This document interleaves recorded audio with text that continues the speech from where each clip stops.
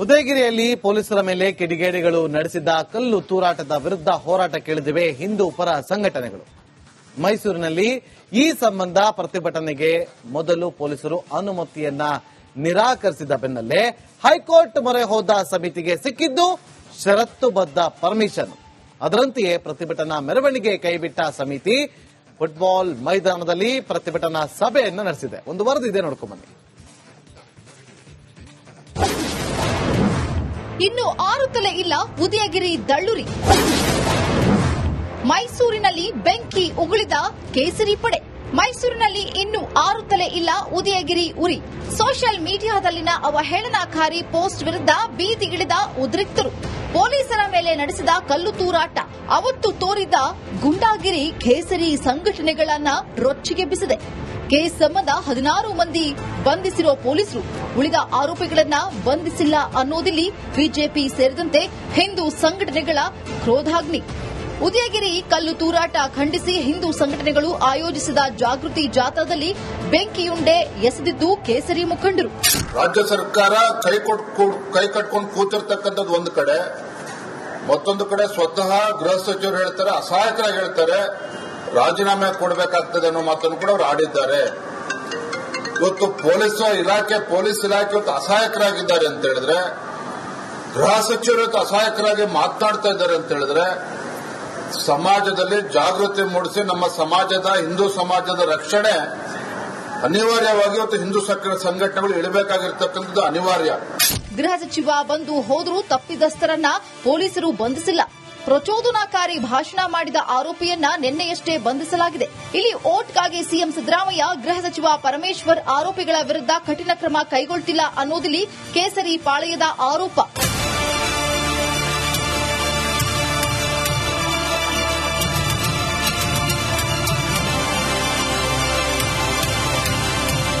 ಪ್ರತಿಭಟನೆಗೆ ವಿಪಕ್ಷ ನಾಯಕ ಆರ್ ಅಶೋಕ್, ಬಿಜೆಪಿ ರಾಜ್ಯಾಧ್ಯಕ್ಷ ಬಿವೈ ವಿಜಯೇಂದ್ರ, ಸಂಸದ ಯದುವೀರ್ ಒಡೆಯರ್, ಮಾಜಿ ಸಂಸದ ಪ್ರತಾಪ್ ಸಿಂಹ ಮುಂತಾದ ಕಮಲಾ ಸೇನೆ ಇಲ್ಲಿ ಕೈ ಸರ್ಕಾರದ ವಿರುದ್ಧ ಮೊಳಗಿಸಿದ್ದು ರಣಕಹಳೆ.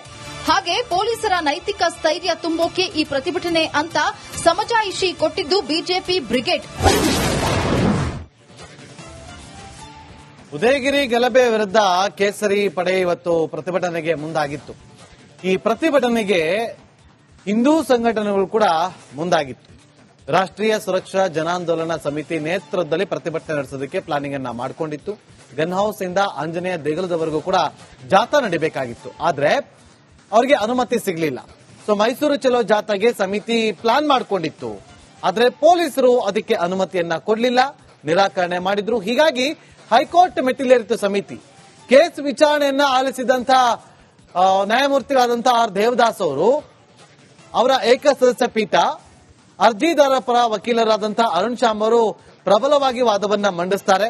ವಾದ ಪ್ರತಿವಾದವನ್ನ ಆಲಿಸಿದ ಬಳಿಕ ಅವರಿಗೆ ಅನುಮತಿಯನ್ನ ಕೊಡುತ್ತೆ. ಶಾಂತಿಯುತ ಪ್ರತಿಭಟನೆಗೆ ಅಡ್ಡಿ ಆಗುತ್ತೆ ಅಂತೇಳಿ ಆಕ್ಷೇಪ ಕೂಡ ವ್ಯಕ್ತಪಡಿಸಿದ್ರಲ್ಲಿ. ನಿಷೇಧಾಜ್ಞೆ ಜಾರಿ ಬಗ್ಗೆ ವಕೀಲರು ಅಸಮಾಧಾನವನ್ನ ಕೂಡ ಹೊರಹಾಕಿದ್ರು. ಮೂಲಭೂತ ಹಕ್ಕು ಉಲ್ಲಂಘನೆ ಆಗುತ್ತೆ ಅಂತೇಳಿ ಆರೋಪವನ್ನ ಕೂಡ ಮಾಡಿದ್ರು. ನಾವು ಜವಾಬ್ದಾರಿತ ಪ್ರಜೆಗಳು, ಹೊಣೆ ಇದೆ, ಜವಾಬ್ದಾರಿ ಇದೆ, ಗೊತ್ತಿದೆ, ಪೊಲೀಸರಿಗೆ ಎಲ್ಲಾ ರೀತಿ ಸಹಕಾರವನ್ನ ಕೊಡ್ತೀವಿ, ಕೋರ್ಟ್ ನಮ್ಮ ಹಿತಾಸಕ್ತಿಯನ್ನ ರಕ್ಷಣೆ ಮಾಡಬೇಕು ಅಂತೇಳಿ ಅರ್ಜಿದಾರರ ಪರ ವಕೀಲರಾದಂತಹ ಅರುಣ್ ಶ್ಯಾಮ್ ಅವರು ಈ ರೀತಿಯಾಗಿ ಪ್ರಬಲವಾಗಿ ವಾದವನ್ನ ಮಂಡಿಸಿದ್ರು ಇವತ್ತು. ಸೊ ಪರಿಸ್ಥಿತಿ ಸೂಕ್ಷ್ಮ ಇದೆ, ಹಾಗಾಗಿ ಅನುಮತಿ ಕೊಡಬೇಡಿ ಅಂತೇಳಿ ಅಡ್ವೊಕೇಟ್ ಜನರಲ್ ಶಶಿಕಿರಣ್ ಶೆಟ್ಟಿ ಅವರು ಪ್ರತಿವಾದವನ್ನ ಮಂಡಿಸ್ತಾರೆ. ಆ ವೇಳೆ ಅಹಿತಕರ ಘಟನೆ ನಡೆದ್ರೆ ಯಾರು ಹೊಣೆ ಆಗ್ತಾರೆ ಅಂತೇಳಿ ನ್ಯಾಯಮೂರ್ತಿಗಳು ಪ್ರಶ್ನೆ ಮಾಡ್ತಾರೆ. ಆಗ ನಾವು ಪ್ರತಿಭಟನೆಗೆ ಹಕ್ಕಿದೆ ಅಂತ ಅವ್ರು ಹೇಳ್ತಾರೆ. ಸೊ ಆಕ್ಷೇಪಣೆ ಸಲ್ಲಿಸೋದಕ್ಕೆ ಕಾಲಾವಕಾಶ ಬೇಕು ಅಂತೇಳಿ ಡಿಫೆಂಡೆಂಟ್ ಲಾಯರ್ ಕೂಡ ಹೇಳ್ತಾರೆ. ಸೊ ಮಧ್ಯಂತರ ತಡೆ ಬೇಡ ಅಂತ ಕೂಡ ಅವರು ಅಲ್ಲಿ ಅಬ್ಜೆಕ್ಷನ್ ಅನ್ನ ಮಾಡ್ತಾರೆ. ಆದ್ರೆ ಪ್ರತಿಭಟನಾ ಮೆರವಣಿಗೆ ಮಾಡೋದು ಬೇಡ, ಆದ್ರೆ ನೀವು ಒಂದು ಕಡೆ ಸಭೆ ಸೇರಿ ನೀವು ಮಾಡಬಹುದು. ಆದ್ರೆ ಏನಾದ್ರೂ ಒಂದು ಹೆಚ್ಚು ಕಮ್ಮಿ ಆಯ್ತು ಅಂತಂದ್ರೆ ಅರ್ಜಿದಾರರೇ ಹೊಣೆ. 10 ದಿನ ಬಳಿಕ ಸಭೆಗೆ ಅನುಮತಿ ಅಂತ ಹೇಳಿ ಕೋರ್ಟ್ ಅನ್ನ ಕೊಟ್ಟಿದೆ. ಸೊ ಆಗ ಅನುಮತಿ ಕೊಟ್ಟರೆ ಫಲವಿಲ್ಲ, ಹಾಗಾಗಿ ಸರ್ಕಾರಕ್ಕೆ ನೀವೇ ಸ್ಥಳ ಸೂಚಿಸಿ ಅಂತ ಹೇಳಿತ್ತು. ಹಾಗಾಗಿ ಸರ್ಕಾರ ಸೂಚಿಸಿದಂಗೆ ಇವತ್ತು ಮಧ್ಯಾಹ್ನ 3 ಗಂಟೆಗೆ ವಿಚಾರಣೆಯನ್ನು ಮುಂದೂಡಿತ್ತು. ಆ ಬಳಿಕ ಫುಟ್ಬಾಲ್ ಮೈದಾನದಲ್ಲಿ ಸಭೆಗೆ ಅನುಮತಿ ಸಿಗುತ್ತೆ. ಅರ್ಜಿದಾರರಿಗೆ ಷರತ್ತುಬದ್ಧ ಅನುಮತಿಗೆ ಕೋರ್ಟ್ ಕೊಡುತ್ತೆ. ಹೀಗೆ ವಾದ ಪ್ರತಿವಾದದ ಬಳಿಕವಷ್ಟೇ ಗ್ರೀನ್ ಸಿಗ್ನಲ್ ಸಿಕ್ಕಿದ್ದು. ಅದು ಸಿಕ್ಕಿದ ಬಳಿಕ ಇವತ್ತು ಆ ಫುಟ್ಬಾಲ್ ಮೈದಾನದಲ್ಲಿ ಸಭೆಯನ್ನು ನಡೆಸಿದ್ದಾರೆ. ಉದಯಗಿರಿಯಲ್ಲಿ ಪೊಲೀಸರ ಮೇಲೆ ಕಿಡಿಗೇಡಿಗಳು ನಡೆಸಿದ ಕಲ್ಲು ತೂರಾಟದ ವಿರುದ್ಧ ಹೋರಾಟಕ್ಕಿಳಿದಿವೆ ಹಿಂದೂ ಪರ ಸಂಘಟನೆಗಳು. ಮೈಸೂರಿನಲ್ಲಿ ಈ ಸಂಬಂಧ ಪ್ರತಿಭಟನೆಗೆ ಮೊದಲು ಪೊಲೀಸರು ಅನುಮತಿಯನ್ನ ನಿರಾಕರಿಸಿದ ಬೆನ್ನಲ್ಲೇ ಹೈಕೋರ್ಟ್ ಮೊರೆ ಹೋದ ಸಮಿತಿಗೆ ಸಿಕ್ಕಿದ್ದು ಷರತ್ತುಬದ್ಧ ಪರ್ಮಿಷನ್. ಅದರಂತೆಯೇ ಪ್ರತಿಭಟನಾ ಮೆರವಣಿಗೆ ಕೈಬಿಟ್ಟ ಸಮಿತಿ ಫುಟ್ಬಾಲ್ ಮೈದಾನದಲ್ಲಿ ಪ್ರತಿಭಟನಾ ಸಭೆಯನ್ನು ನಡೆಸಿದೆ. ಒಂದು ವರದಿ ಇದೆ, ನೋಡ್ಕೊಂಡ್ಬನ್ನಿ.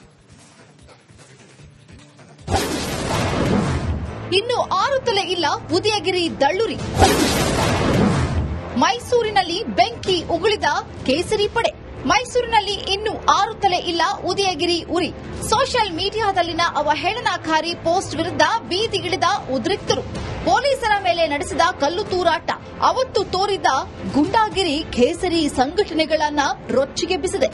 ಕೇಸ್ ಸಂಬಂಧ 16 ಮಂದಿ ಬಂಧಿಸಿರೋ ಪೊಲೀಸರು ಉಳಿದ ಆರೋಪಿಗಳನ್ನ ಬಂಧಿಸಿಲ್ಲ ಅನ್ನೋದಿಲ್ಲಿ ಬಿಜೆಪಿ ಸೇರಿದಂತೆ ಹಿಂದೂ ಸಂಘಟನೆಗಳ ಕ್ರೋಧಾಗ್ನಿ. ಉದಯಗಿರಿ ಕಲ್ಲು ತೂರಾಟ ಖಂಡಿಸಿ ಹಿಂದೂ ಸಂಘಟನೆಗಳು ಆಯೋಜಿಸಿದ ಜಾಗೃತಿ ಜಾಥಾದಲ್ಲಿ ಬೆಂಕಿಯುಂಡೆ ಎಸೆದಿದ್ದು ಕೇಸರಿ ಮುಖಂಡರು. ರಾಜ್ಯ ಸರ್ಕಾರ ಕೈ ಕಟ್ಕೊಂಡು ಕೂತಿರ್ತಕ್ಕಂಥದ್ದು ಒಂದು ಕಡೆ, ಮತ್ತೊಂದು ಕಡೆ ಸ್ವತಃ ಗೃಹ ಸಚಿವರು ಹೇಳ್ತಾರೆ, ಅಸಹಾಯಕರಾಗಿ ಹೇಳ್ತಾರೆ, ರಾಜೀನಾಮೆ ಕೊಡಬೇಕಾಗ್ತದೆ ಅನ್ನೋ ಮಾತನ್ನು ಕೂಡ ಅವರು ಆಡಿದ್ದಾರೆ. ಇವತ್ತು ಪೊಲೀಸ್ ಇಲಾಖೆ ಇವತ್ತು ಅಸಹಾಯಕರಾಗಿದ್ದಾರೆ ಅಂತ ಹೇಳಿದ್ರೆ, ಗೃಹ ಸಚಿವರು ಇವತ್ತು ಅಸಹಾಯಕರಾಗಿ ಮಾತನಾಡ್ತಾ ಇದ್ದಾರೆ ಅಂತ ಹೇಳಿದ್ರೆ, ಸಮಾಜದಲ್ಲಿ ಜಾಗೃತಿ ಮೂಡಿಸಿ ನಮ್ಮ ಸಮಾಜದ ಹಿಂದೂ ಸಮಾಜದ ರಕ್ಷಣೆ ಅನಿವಾರ್ಯವಾಗಿ ಇವತ್ತು ಹಿಂದೂ ಸಂಘಟನೆಗಳು ಇಳಬೇಕಾಗಿರ್ತಕ್ಕಂಥದ್ದು ಅನಿವಾರ್ಯ. ಗೃಹ ಸಚಿವ ಬಂದು ಹೋದರೂ ತಪ್ಪಿತಸ್ಥರನ್ನ ಪೊಲೀಸರು ಬಂಧಿಸಿಲ್ಲ. ಪ್ರಚೋದನಾಕಾರಿ ಭಾಷಣ ಮಾಡಿದ ಆರೋಪಿಯನ್ನ ನಿನ್ನೆಯಷ್ಟೇ ಬಂಧಿಸಲಾಗಿದೆ. ಇಲ್ಲಿ ಓಟ್ಗಾಗಿ ಸಿಎಂ ಸಿದ್ದರಾಮಯ್ಯ, ಗೃಹ ಸಚಿವ ಪರಮೇಶ್ವರ್ ಆರೋಪಿಗಳ ವಿರುದ್ಧ ಕಠಿಣ ಕ್ರಮ ಕೈಗೊಳ್ತಿಲ್ಲ ಅನ್ನೋದಿಲ್ಲಿ ಕೇಸರಿ ಪಾಳೆಯದ ಆರೋಪ.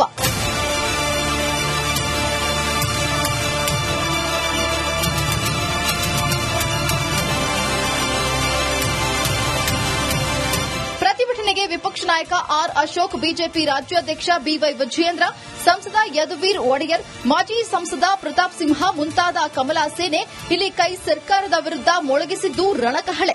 ಹಾಗೆ ಪೊಲೀಸರ ನೈತಿಕ ಸ್ಥೈರ್ಯ ತುಂಬೋಕೆ ಈ ಪ್ರತಿಭಟನೆ ಅಂತ ಸಮಜಾಯಿಷಿ ಕೊಟ್ಟಿದ್ದು ಬಿಜೆಪಿ ಬ್ರಿಗೇಡ್.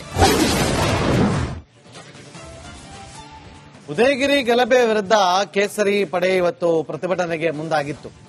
ಈ ಪ್ರತಿಭಟನೆಗೆ ಹಿಂದೂ ಸಂಘಟನೆಗಳು ಕೂಡ ಮುಂದಾಗಿತ್ತು. ರಾಷ್ಟ್ರೀಯ ಸುರಕ್ಷಾ ಜನಾಂದೋಲನ ಸಮಿತಿ ನೇತೃತ್ವದಲ್ಲಿ ಪ್ರತಿಭಟನೆ ನಡೆಸೋದಕ್ಕೆ ಪ್ಲಾನಿಂಗ್ ಅನ್ನ ಮಾಡಿಕೊಂಡಿತ್ತು. ಗನ್ ಹೌಸ್ ಇಂದ ಆಂಜನೇಯ ದೇಗುಲದವರೆಗೂ ಕೂಡ ಜಾಥಾ ನಡೀಬೇಕಾಗಿತ್ತು. ಆದ್ರೆ ಅವರಿಗೆ ಅನುಮತಿ ಸಿಗಲಿಲ್ಲ. ಸೊ ಮೈಸೂರು ಚಲೋ ಜಾಥಾಗೆ ಸಮಿತಿ ಪ್ಲಾನ್ ಮಾಡಿಕೊಂಡಿತ್ತು. ಆದ್ರೆ ಪೊಲೀಸರು ಅದಕ್ಕೆ ಅನುಮತಿಯನ್ನ ಕೊಡಲಿಲ್ಲ, ನಿರಾಕರಣೆ ಮಾಡಿದ್ರು. ಹೀಗಾಗಿ ಹೈಕೋರ್ಟ್ ಮೆಟ್ಟಿಲೇರಿತು ಸಮಿತಿ.